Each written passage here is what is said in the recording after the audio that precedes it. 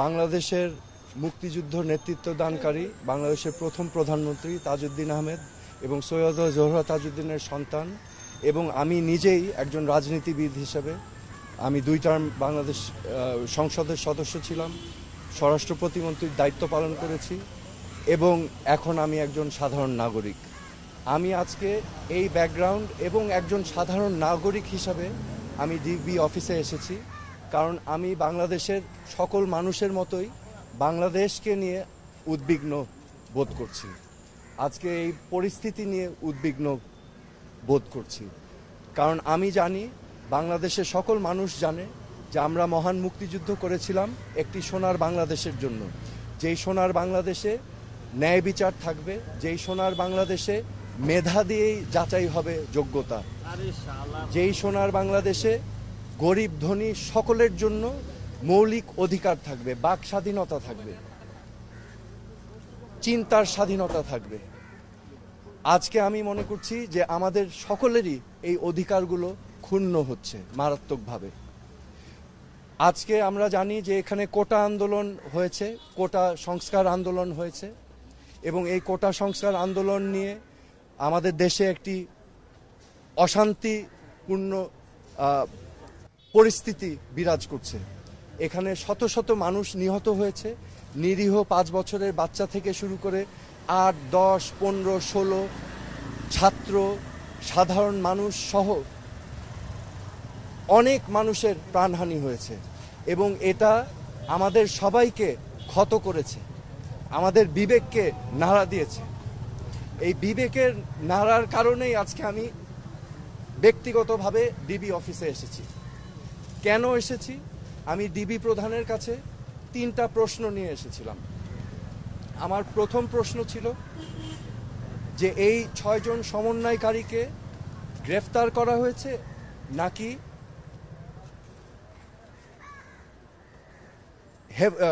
Safe কাস্টাডিতে নেওয়া হয়েছে।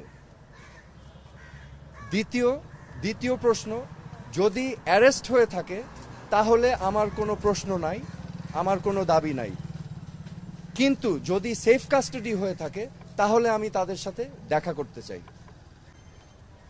DB প্রধান আমাকে পরবর্তীতে ঊর্ধ্বতন কর্মকর্তার কথা বলে উনি আমাকে জানিয়েছেন যে এই 6 সমন্বয়কারী যেহেতু তাদের নিরাপত্তা নিয়ে উদ্বিগ্ন ছিল, সেই কারণে তাদেরকে সেফ কাস্টাডিতে নেওয়া হয়েছে। এই কথা শুনে আমি প্রশ্ন করেছিলাম যে আপনারা কিভাবে বুঝলেন যে তারা উদ্বিগ্ন তাদের নিরাপত্তা নিয়ে? তারা কি আপনাদেরকে জানিয়েছিল, রিকোয়েস্ট করেছিল? আমাকে তখন তিনি জানিয়েছেন না, ওনারা বুঝতে পেরেছেন মনিটরিং করে।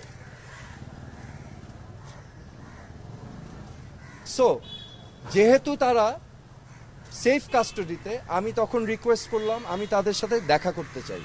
তো প্রতি উত্তরে আমাকে জানানো হয়েছে যে দেখা করতে চাইলে ঊর্ধ্বতন কর্তৃপক্ষের পারমিশন নিয়ে আমার দেখা করতে হবে তাদের সাথে। আমার তৃতীয় প্রশ্ন ছিল তাদেরকে কখন সেফ কাস্টাডি থেকে মুক্তি দেওয়া হবে। এই প্রশ্নের জবাবে তিনি বলেছেন যে ঊর্ধ্বতন কর্তৃপক্ষ যখন ওনাকে নির্দেশনা দিবেন তখনই ওনাদেরকে ছেড়ে দেওয়া হবে। সো আমার প্রশ্ন এখন, সেফ কাস্টাডি আমার জানা মতে একজন নাগরিক যদি রিকোয়েস্ট করে তাহলে সেফ কাস্টাডিতে নেওয়া যেতে পারে, কিন্তু রিকোয়েস্টের বাইরে যদি কাউকে সেফ কাস্টাডিতে নেওয়া হয়, এটা কি আসলে সেফ কাস্টাডি না এটা অ্যারেস্ট? তো এটা হচ্ছে আমার প্রশ্ন।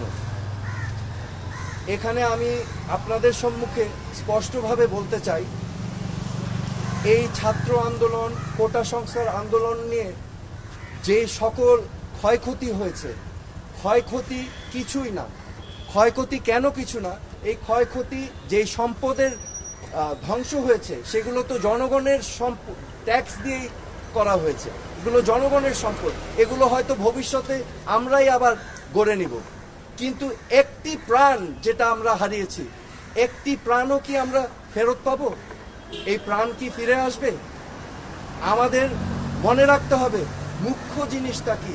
প্রাণের মূল্য কিন্তু কোটি কোটি কোটি কোটি কোটি টাকার থেকেও অনেক বেশি, তা অমূল্য। তা আমার আজকে আপনাদের সামনে আমি স্পষ্টভাবে বলতে চাই, আইন শৃঙ্খলা রক্ষাকারী বাহিনীদের, আমাদের সেনাবাহিনীদের, যে আমাদের ছাত্রছাত্রী ভাই বোনদের বুকে যেন আরেকটা গুলি না যায়। আপনারা বিরত থাকুন, এটা ঠিক না। This is not right. আমার মনে হয় যে এখানে একটা সমূহ সমাধান প্রয়োজন, এবং সমাধানের প্রথম কাজ যেটা করতে হবে, প্রতিটি হত্যাকাণ্ড সুনির্দিষ্টভাবে ইন্ডিপেন্ডেন্ট এনকোয়ারি করে বিচার করতে হবে, এবং এগুলোর জন্য যারা যারা দায়ী তাদেরকে আইনের আওতায় আনতে হবে। বিচার বহির্ভূত কোনো হত্যাকাণ্ড করা যাবে না, এবং আমাদের এই সমাধান রাজনৈতিকভাবে করতে হবে। এই সমাধান সবাইকে নিয়ে আলোচনার মাধ্যমে করতে হবে। এই সমাধান করার জন্য প্রথম শর্ত আমি যেটা বললাম, যে বিচার করতে হবে। এই প্রাণহানির, প্রত্যেকটা প্রাণহানির বিচার করতে হবে, এবং যারা এটার জন্য দায়ী তাদেরকে আইনের আওতায় আনতে হবে। তারপরে আলোচনার মাধ্যমে সমাধান দিতে হবে। আমি তীব্র নিন্দা জানাই এবং প্রতিবাদ জানাই। শিক্ষার্থী ভাই বোনদেরকে গ্রেফতার করা থেকে বিরত থাকার জন্য আমি আহ্বান করছি। শিক্ষার্থীদের জন্য আমার মেসেজ আছে, আমাদের ভবিষ্যৎ স্বপ্ন যেন বিনষ্ট না হয়। আমাদের বাংলাদেশ আমরা লক্ষ লক্ষ শহীদের রক্তের বিনিময়ে আমরা অর্জন করেছি। এই দেশটা তোমাদের, এই দেশটাকে তোমাদেরই করতে হবে। It is your responsibility. Do not lose hope. Okay? এবং সামনের দিক ভালো দিন আসবে, কিন্তু এখন কষ্ট করতে হবে। হোপ, আশা ছাড়া যাবে না। এই দেশটা তোমাদের সম্পদ, তোমাদেরই করতে হবে। তোমরা ন্যায় পথে থাকবে, সত্যর পথে থাকবে, অন্যায়ের বিরুদ্ধে প্রতিবাদ করবে। That is my message. আমার কোনো পদক্ষেপ কর্মসূচি নাই। আমি আমার বিবেকের তাড়নায় এসেছি। যেটা আমি দেখছি চারিপাশে মানুষ যেই প্রশ্নগুলো করছে, যেই জবাবগুলো চাচ্ছে, আমি সেটাই জানতে এসেছি একজন নাগরিক হিসাবে। কিন্তু আমি বলেছি আমার একটা পরিচয় আছে, এই দেশের উপর আমারও হক আছে এবং সবার হক আছে। সো আমি সেই জন্যই এসেছি।